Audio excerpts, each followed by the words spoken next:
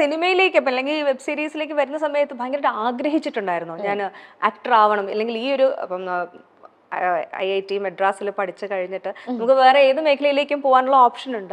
പക്ഷെ ആക്ടിങ് എന്റെ ഒരു പ്രൊഫഷൻ ആക്കണം എന്നൊരു ആഗ്രഹം വന്നിട്ടുണ്ടായിരുന്നു ആ ടൈമിൽ. അത് തിയേറ്റർ ഒരു 3-4 വർഷം കഴിഞ്ഞപ്പോൾ എനിക്ക് തോന്നി തുടങ്ങി ഇത് വെറും ഒരു ഹോബി പോലെയല്ല, ഇപ്പൊ ഒരു നമ്മൾ അതെന്റെ പാഷനായിട്ട് മാറി. ഈ പാഷനെ നമുക്ക് നമ്മുടെ പേർപ്പസ് ആയിട്ട് എങ്ങനെ മാറ്റാൻ പറ്റും, അതൊന്ന് എക്സ്പ്ലോർ ചെയ്ത് നോക്കാം എന്നൊരു ചിന്ത തോന്നി തുടങ്ങി ആ സമയത്ത്, ഒരു 3-4 വർഷം കഴിഞ്ഞപ്പോ. അപ്പോ കുറച്ചുകൂടെ സീരിയസ്ലി ചെയ്തെടുക്കാൻ തുടങ്ങി. ആൻഡ് ചുമ്മാ ഇങ്ങനെ നൈസായിട്ട് ഫാമിലിയോട് പറഞ്ഞു ഞാൻ ഇത് ട്രൈ ചെയ്ത് നോക്കാൻ പോവുകയാണ്, നിങ്ങൾക്ക് എന്ത് തോന്നുന്നു? ലൈക്ക് വളരെ വളരെ മോശമാണ് കുട്ടി. കാരണം അവർക്ക് ഇൻഡസ്ട്രിയിൽ ഒരു ബാക്കിംഗ് ഇല്ലല്ലോ. ലൈക്ക് എന്റെ ഫാമിലിയിൽ ഒരാൾക്കും ഒരു ഇൻഡസ്ട്രി ബാക്ക്ഗ്രൗണ്ട് ഇല്ല. അപ്പോ സ്വാഭാവികമായിട്ട് എല്ലാ പേരൻസിനും തോന്നുന്ന ഒരു ടെൻഷൻ ഉണ്ടായിരുന്നു. It's A very unfamiliar space also for them. അപ്പൊ എങ്ങനെ കൺവിൻസ് ചെയ്തെടുത്തു? അത് കുറച്ച് സമയം എടുത്തു. പക്ഷെ അവരെന്റെ നാടകം ആദ്യമായിട്ട് കണ്ടപ്പോ അവർക്കൊരു നല്ല വിശ്വാസം ഉണ്ടായിരുന്നു. അവർക്ക് മനസ്സിലായി, ഓക്കെ ചുമ്മാ ചുമ്മാ കള്ളം പറയല്ല, അതോ ചുമ്മാ ഒരു ജസ്റ്റ് ഒരു ത്രില്ലിന് വേണ്ടിയല്ല ചെയ്യുന്നത്, സീരിയസ് ആണ്. ആൻഡ് അതിന് നന്നായിട്ട് പണിയെടുക്കാനുള്ള ഒരു ഇതുണ്ട്. അത് അവർക്ക് ഭയങ്കര ഇമ്പോർട്ടൻസ് സാധനമാണല്ലോ അല്ലേ? അതെ അതെ, ഡെഫിനറ്റ്ലി.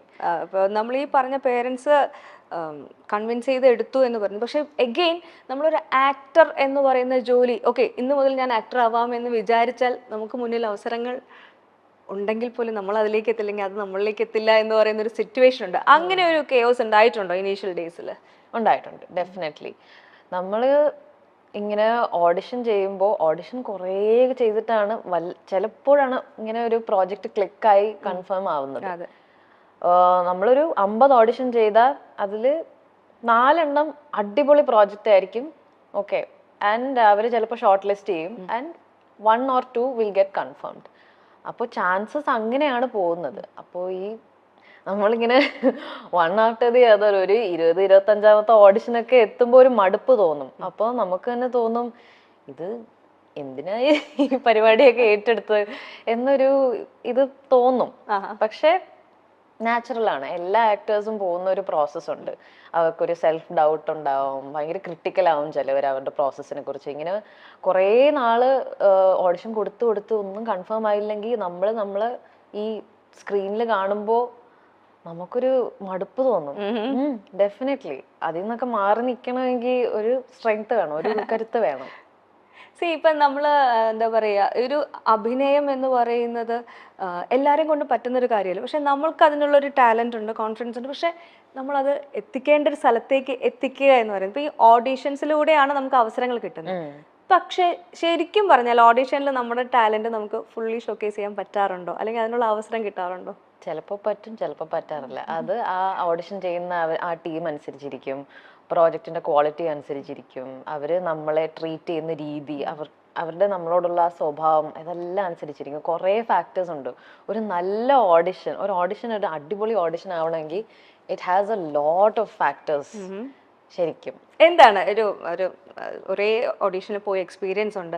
സോ ലൈക്ക് നമുക്ക് നന്നായി പെർഫോം ചെയ്യാൻ പറ്റുന്ന ഒരു ഓഡീഷൻ എങ്ങനെയായിരിക്കണം, അല്ലെങ്കിൽ അതിനെപ്പറ്റി ഒന്ന് പറയാമോ? കാരണം എന്ന് വെച്ചാൽ സിനിമയിലേക്ക് എത്താൻ ആഗ്രഹിക്കുന്ന ഒരുപാട് പേരുണ്ട്. എങ്ങനെയാണ് ഓഡീഷൻസ് നടക്കുന്നത് എന്ന് പലർക്കും അറിയുന്നുണ്ടാവില്ല. പക്ഷെ അവർക്കൊരു ഇൻസ്പിറേഷൻ ആയിക്കോട്ടെ, ഒരു നല്ല ഓഡീഷൻ എങ്ങനെ ഇൻസ്പിറേഷൻ ആവുമല്ലോ എന്നറിയില്ല. ബട്ട് ഒരു ഓഫ് കോഴ്സ് നമ്മൾ പ്രിപ്പയർ ചെയ്യണം. പിന്നെ നമ്മൾ ആ ഓഡിഷൻ സ്പേസിൽ എത്തുമ്പോൾ of course you have to put your best version. നമ്മുടെ ഏറ്റവും നല്ല വേർഷനാണ് നമ്മൾ കാണിക്കേണ്ടത് എന്നൊരു പ്രഷറുണ്ട്. ബട്ട് ഓൾസോ കുറച്ചുകൂടെ കംഫർട്ടബിൾ ആവണം നമ്മൾ. ലൈക്ക് ഇവരെൻ്റെ ശരിക്കുള്ള പേഴ്സണാലിറ്റി കാണാൻ ആഗ്രഹിക്കുന്നുണ്ട്. അവര് ആക്ടറിനെ മാത്രമല്ല നോക്കുന്നു, അവരൊരു പേഴ്സണാലിറ്റിയും കൂടെ തപ്പുന്നുണ്ട്. സോ പ്രസന്റബിൾ ആയിരിക്കണം ഡെഫിനറ്റ്ലി. അത് അപ്പിയറൻസിൽ മാത്രമല്ല, യു ഷുഡ് ബി ലൈക്കബിൾ. അത് ഞാൻ ഒരു പഠിച്ച ലെസനാണ് ഡെഫിനറ്റ്ലി. ഞാൻ വിചാരിച്ചു, ഞാൻ കുറച്ച് ഇൻട്രോവേർട്ടഡ് ആയിരുന്നു തിയേറ്ററൊക്കെ ചെയ്യുന്ന സമയത്ത്. കാരണം തിയേറ്ററിൽ സ്റ്റേജ് കയറുമ്പോൾ വേറൊരാളാണ്, സ്റ്റേജ് ഇറങ്ങിയ ഓക്കെ ടാറ്റാ ബൈ ബൈ, അതായിരുന്നു എൻ്റെ സ്വഭാവം. പക്ഷെ അത് മാറിയത് ഓഡിഷനിലൂടെയാണ് ഡെഫിനറ്റ്ലി. അപ്പോൾ ബി മോർ ഒബ്സർവൻറ്റ് ഓൾസോ. ഡെഫിനറ്റ്ലി അത് ആൾക്കാർ നമ്മളെ എങ്ങനെയാണ് ജഡ്ജ് ചെയ്യുന്നത് നമുക്ക് പറയാൻ പറ്റില്ലല്ലോ. അപ്പോൾ കുറച്ചുകൂടെ ഒബ്സർവൻ്റ് ആയാൽ നമുക്ക് പറയാൻ പറ്റും, ലൈക്ക് ഇവർ ഈ റിയാക്ഷൻസ്, നമ്മളൊരു റിയാക്ഷൻ കൊടുക്കുമ്പോൾ അവരെങ്ങനെയാണ് അതിനെ ജഡ്ജ് ചെയ്യുന്നത് എന്നൊക്കെ. ഇങ്ങനെ ഒരു ഓഡിഷനിലൂടെ തന്നെയാണ് ഇപ്പോൾ നമ്മുടെ അഞ്ജലിയിലേക്ക് എത്തിയത് അല്ലേ?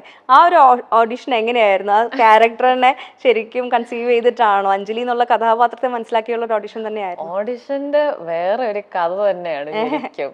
കാരണം ഞാൻ ഇതുവരെ പോയിട്ടുള്ള ഓഡിഷൻസ് കമ്പയർ ചെയ്ത് നോക്കുമ്പോൾ ആട്ടത്തിന്റെ ഓഡിഷൻ തന്നെ വളരെ വ്യത്യസ്തമായ നല്ലൊരു പുതുമയുള്ള പ്രോസസ്സായിരുന്നു. ആൻഡ് ഓഡിഷനിൽ എത്തിയപ്പോഴാണ് എനിക്ക് മനസ്സിലായത് വേറെ ഒരു പരിപാടി തന്നെയാണ്. ഓഡിഷൻ സമയത്ത് ഞാനും ഷോർട്ട് ലിസ്റ്റഡ് ആയ ഒരു 4 പെൺകുട്ടികൾ ആക്ട്രസസും ഉണ്ടായിരുന്നു. ഇവരെല്ലാവരുടെയും കൂടെ വിനയ് ഫോർട്ട് പെർഫോം ചെയ്യുവാണ്. വിനയ് ഫോർട്ട് ഉണ്ടായിരുന്നു ഓഡിഷൻ. അപ്പോ അത് കണ്ടപ്പോ എനിക്ക് മനസ്സിലായി ഇത് എപ്പോഴും നടക്കുന്ന സംഭവം അല്ല. അപ്പൊ തന്നെ എനിക്കൊരു നല്ലൊരു എക്സൈറ്റ്മെന്റ് ഉണ്ടായിരുന്നു. ഡെഫിനറ്റ്ലി നമ്മൾ ഭയങ്കര എക്സൈറ്റഡ് ആയിരുന്നു. അത് ഓഫ്കോഴ്സ് ഓഡിഷനിൽ പോകുമ്പോൾ, എല്ലാ ഓഡിഷനിൽ പോകുമ്പോൾ നമ്മൾ വളരെ പ്രിപ്പയർഡ് ആണ്, ലൈക്ക് എന്ത് വന്നാലും നമ്മൾ റെഡിയാണ്. പക്ഷെ വിനയ് ഫോർട്ട് ഓഡിഷന് വന്ന് നിൽക്കുമ്പോൾ കണ്ടപ്പോൾ ഓക്കെ നൈസ് ആയിരിക്കും. ആൻഡ് ഈ യൂഷ്വലി ഓഡിഷന് തരുന്ന സീനില്ലേ, അത് സിനിമയിലുള്ള ഒരു സീനാണ്. യൂഷ്വലി അത് തന്നെയാണ് അവർ ചെയ്യുന്നത്. പക്ഷെ ഇതില് സിനിമയായിട്ട് ഒരു ബന്ധമില്ലാത്ത വേറെ ഒരു സീൻ തന്നെയാണ് ആനന്ദ് സെപ്പറേറ്റ്ലി എഴുതി തന്നത്. ആൻഡ് ആ സീൻ വായിച്ചാൽ നമുക്ക് തോന്നും ഇതൊരു ലവ് സ്റ്റോറി ആണെന്ന്. ആ ധാരണ വെച്ചാണ് ഞാൻ ഓഡിഷനിലേക്ക് പോയത്. പിന്നെ സെലക്ഷൻ കിട്ടിയപ്പോഴാണ് ഈ ഫുൾ കഥ, സ്ക്രിപ്റ്റിന്റെ നറേഷനൊക്കെ കേട്ടപ്പോൾ മനസ്സിലായി ഓക്കെ ഇത് വേറെ പരിപാടിയാണ്. അനശ്വര രാജൻ നായികയായ രേഖാചിത്രം എന്ന സിനിമ ഇപ്പോൾ തിയേറ്ററിൽ മികച്ച പ്രകടനത്തോടെ, മികച്ച അഭിപ്രായത്തോടെ മുന്നേറുകയാണ്. ഈ സിനിമയിൽ ഏറ്റവും ശ്രദ്ധേയ കഥാപാത്രത്തെ അവതരിപ്പിച്ചത് സെറിൻ ഷിഹാബാണ്. താരത്തിന്റെ കഥാപാത്രത്തിന് നിറഞ്ഞ കയ്യടിയാണ് ഇപ്പോൾ ലഭിക്കുന്നത്. മലയാളം, ഹിന്ദി എന്നീ ഭാഷകളിലെ സിനിമകൾ, ടെലിവിഷൻ ഷോകൾ എന്നിവയിൽ പ്രത്യക്ഷപ്പെട്ട ഒരു നടിയാണ് സെറിൻ ഷിഹാബ്. ദ ഫാമിലി മാൻ എന്ന പരമ്പരയിലെ ബ്രേക്ക് ഔട്ട് റോളിലൂടെ സെറിൻ പ്രശസ്തിയായി. ആ ഷോയുടെ ഇതിവൃത്തത്തിൽ നിർണായകമായ നേഴ്സായ മേരിയായി താരം അഭിനയിച്ചു. ആനന്ദ് ഏകർഷി സംവിധാനം ചെയ്ത ആട്ടം എന്ന സിനിമയിലെ അഭിനയത്തിന് കേരള ഫിലിം ക്രിട്ടിക് അസോസിയേഷന്റെ 2023 മികച്ച നടിക്കുള്ള പുരസ്കാരവും സെറിന് ലഭിച്ചു.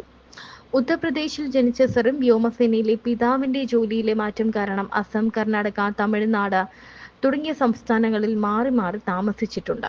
ആട്ടം എന്ന ചിത്രത്തിലെ സെറിന്റെ അഭിനയത്തിന് നിറഞ്ഞ കയ്യടിയാണ് ലഭിച്ചത്. സെറിന്റെ നാട് കൊല്ലമാണ്. മാപ്പ ഷിഹാബുദ്ദീൻ എയർഫോഴ്സിലായിരുന്നു. ഉത്തർപ്രദേശിലാണ് സെറിൻ ജനിച്ചത്. അസം, ബംഗളൂരു, കോയമ്പത്തൂർ അങ്ങനെ ചുറ്റിക്കറങ്ങിയാണ് കേരളത്തിൽ ഒടുവിൽ സെറ്റിലായത്. മദ്രാസ് IITയിലാണ് ഡിഗ്രി ചെയ്തത്. കോളേജിൽ വച്ചാണ് നാടകങ്ങൾ ചെയ്യാൻ തുടങ്ങിയത്. തന്റെ വ്യക്തിത്വത്തിൽ തന്നെ തിയേറ്റർ ഒരു മാറ്റം കൊണ്ടുവന്നു. സ്റ്റേജിൽ കയറുമ്പോൾ വേറെ ആളായി മാറുന്നതിന്റെ എക്സൈറ്റ്മെന്റും ത്രില്ലും കൊണ്ടാണ് ഇപ്പോഴും പിടിച്ചു നിൽക്കുന്നത് എന്നാണ് സെറിൻ പറയുന്നത്. 2019 ഓഡിഷൻ വഴി ഫാമിലി മാനിൽ അവസരം കിട്ടിയത്. അതിനു മുൻപ് ചെന്നൈയിൽ 7 വർഷം നാടകങ്ങൾ ചെയ്തിട്ടുണ്ട്. ഫാമിലി മാൻ ചെയ്യുന്നതിന് മുൻപ് നിറയെ ഷോർട്ട് ഫിലിമുകളും ചെയ്തിട്ടുണ്ടായിരുന്നു. രാവിലെ 9 മുതൽ 5 വരെ ചെയ്യാവുന്ന ഒരു ജോലി സർക്കാർ ജോലിയോ സ്വകാര്യ മേഖലയിലോ ജോലിയോ ആകണം. സ്കൂളിൽ പഠിക്കുമ്പോൾ ഇതൊക്കെ തന്നെയായിരുന്നു തന്റെയും ആഗ്രഹമെന്നാണ് സെറിൻ പറയുന്നത്.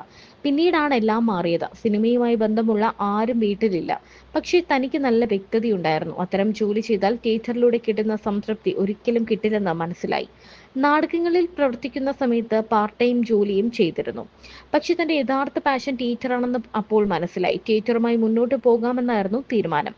പക്ഷെ കുറെ ബുദ്ധിമുട്ടുകൾ ഉണ്ടായിരുന്നു. ഇതൊരു നല്ല തീരുമാനമാണ്. ഇതിന്റെ പ്രതിഫലം കുറെ വർഷങ്ങൾക്ക് ശേഷമേ ഉണ്ടാകൂ. കുടുംബത്തിൽ വേറെ ആരും സിനിമാ മേഖല തിരഞ്ഞെടുത്തിട്ടില്ല. തുടക്കത്തിൽ അതിൻ്റെതായൊരു പ്രതിസന്ധി ഉണ്ടായിരുന്നു. ഫാമിലി മാൻ കഴിഞ്ഞ അവസരങ്ങൾ വന്നു. അപ്പോൾ മാപ്പയും ഉമ്മയും ഒന്നലിഞ്ഞു. എന്താണ് ചെയ്യുന്നതെന്ന് തനിക്കറിയാം, സ്വയം നോക്കാൻ അറിയാം എന്നവർക്ക് മനസ്സിലായി. തിയേറ്റർ ചെയ്തില്ലെങ്കിൽ വേറെ ഒരു ജോലിയും തനിക്ക് സംതൃപ്തി തരില്ല എന്നും കുടുംബം തിരിച്ചറിഞ്ഞു. നമ്മുടെ മകൾ സന്തോഷമായിരിക്കണം, സംതൃപ്തി ഉണ്ടാകണം, അതിന് ഇതാണ് മികച്ച വഴി എന്ന് അച്ഛനും അമ്മയ്ക്കും മനസ്സിലായി.